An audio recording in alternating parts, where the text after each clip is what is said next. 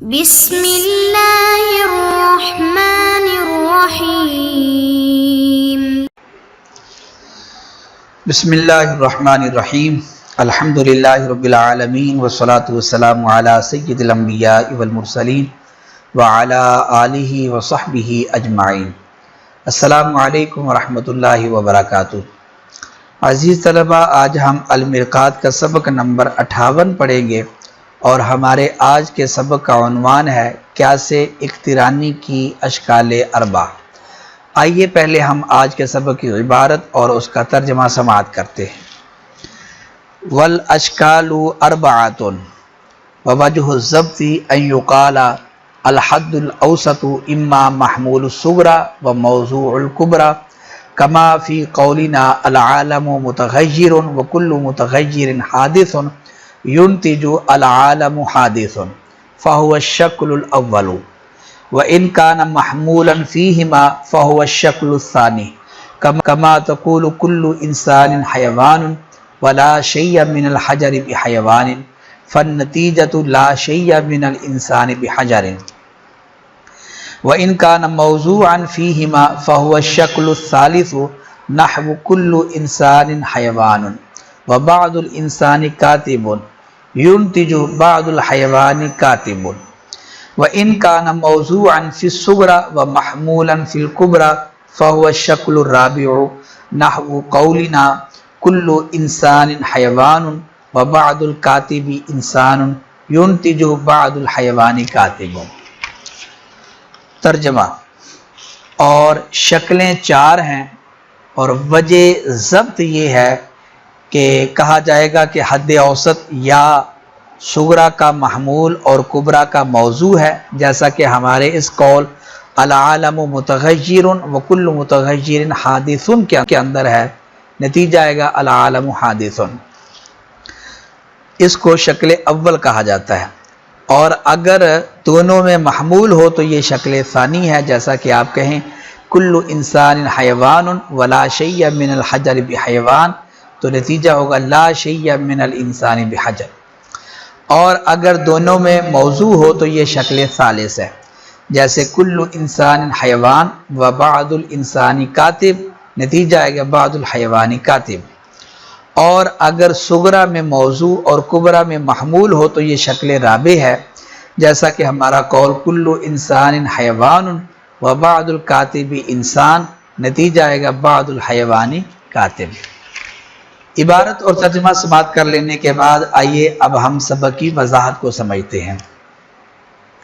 جیسا کہ آپ نے پچھلے سبق کے اندر آپ جان چکے ہیں کہ حد اوسط کو حد اصغر اور حد اکبر کے پاس رکھنے سے قیاس کو جو ایک حیت حاصل ہوتی ہے، اس حیت کو شکل کہتے ہیں۔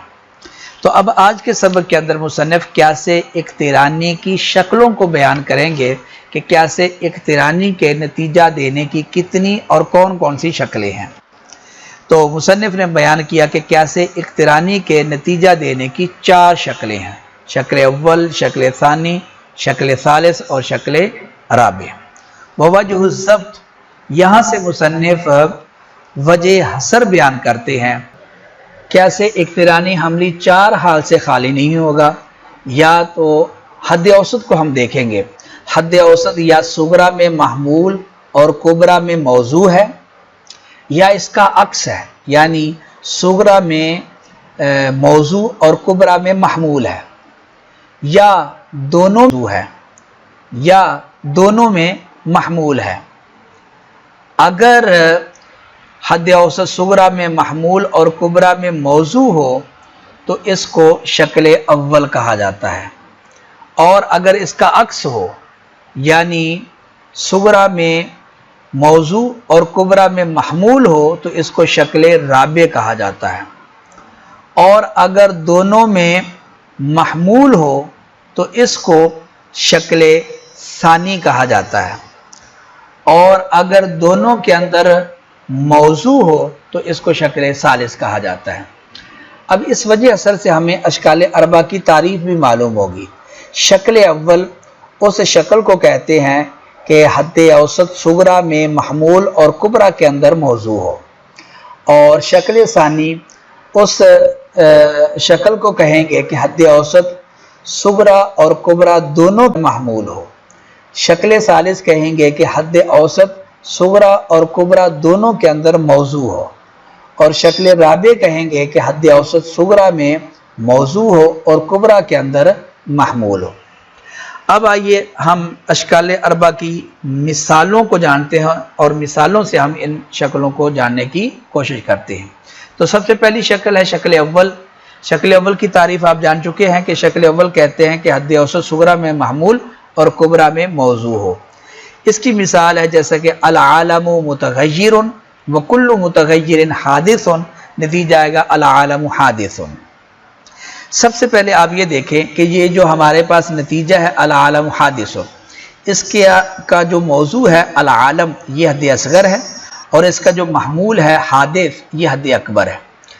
اب اس کے بعد آپ قیاس کے مقدمات کو دیکھو، عالم جس مقدمے کے اندر ہے وہ صغرا ہے اور مقدمے کے اندر ہے وہ کبرا ہے۔ تو پہلے قضیے کے اندر آپ دیکھیں گے آپ کو عالم نظر آئے گا، یعنی العالم متغیر، اس کے اندر عالم ہے لہٰذا یہ صغرا ہے، اور دوسرا قضیہ ہے وکل متغیر حادث، اس کے اندر حادث ہے لہٰذا یہ کبرا ہے۔ اور ان دونوں مقدمات کے اندر آپ دیکھیں گے کہ ایک لفظ ہے جو مکرر ہے، یعنی دونوں کے اندر پایا جا رہا ہے، وہ ہے متغیر متغیر، اس کو حد اوسط کہتے ہیں۔ آپ دیکھیں حد اوسط جو ہے یہ صغرا کے اندر محمول ہے اور کبرا کے اندر یہ موضوع ہے، تو یہ شکل اول ہے، کیونکہ شکل اول کے اندر حد اوسط صغرا میں محمول ہوتا ہے اور کبرا میں موضوع ہوتا ہے۔ دوسری شکل ہے شکل ثانی۔ شکل ثانی کہتے ہیں کہ حد اوسط صغرا کبرا دونوں کے اندر محمول ہو۔ اس کی ہمارے پاس مثال ہے کل انسان حیوان ولا شیء من الحجر بحیوان، نتیجہ آئے گا لا شیء من الانسان بحجر، یعنی کہ ہر انسان حیوان ہے اور کوئی حجر حیوان نہیں ہے، لہذا نتیجہ آئے گا کہ کوئی انسان حجر نہیں ہے۔ تو آپ باقی تفصیل یہاں کرنے کی ہمیں ضرورت نہیں ہے۔ کل انسان حیوان یہ صغرا ہے اور لا شیء من الحجر بحیوان یہ کبرا ہے۔ آپ ان دونوں کے اندر دیکھیں کہ انسان بلکہ حیوان یہ حد اوسط ہے، کیونکہ یہ دونوں کے اندر مقرر ہے، صغرا کے اندر بھی ہے اور کبرا کے اندر بھی ہے، اور دونوں کے اندر آپ دیکھیں گے کہ دونوں کے اندر یہ محمول بنا ہوا ہے، اس لیے ہم اس کو شکل ثانی کہیں گے۔ تیسری شکل شکل ثالث۔ شکل ثالث یہ ہوتی ہے کہ حد اوسط صغرا اور کبرا دونوں کے اندر موضوع ہو۔ اس کی مثال ہے جیسے حیوان اور بعض الانسانی کاتب، نتیجہ ہے کہ بعض الحیوانی کاتب۔ کل انسان حیوانی ہمارے پاس صغرا ہے اور بعض الانسانی کاتب یہ کبرا ہے۔ آپ دیکھیں ان دونوں مقدمات کے اندر انسان یہ حد اوسط ہے، کیونکہ یہ دونوں کے اندر پایا جا رہا ہے یہ والا لفظ، اس لیے ہم اس کو حد اوسط کہیں گے۔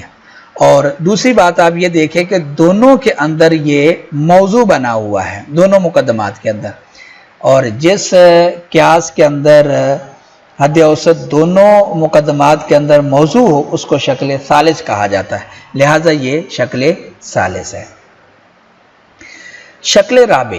شکل رابع یہ ہوتی ہے کہ حد اوسط صغرا میں موضوع ہو اور کبرا کے اندر محمول ہو، یعنی یہ شکل رابع شکل اول کا عکس ہے اور شکل ثالث ثانی کا عکس ہے۔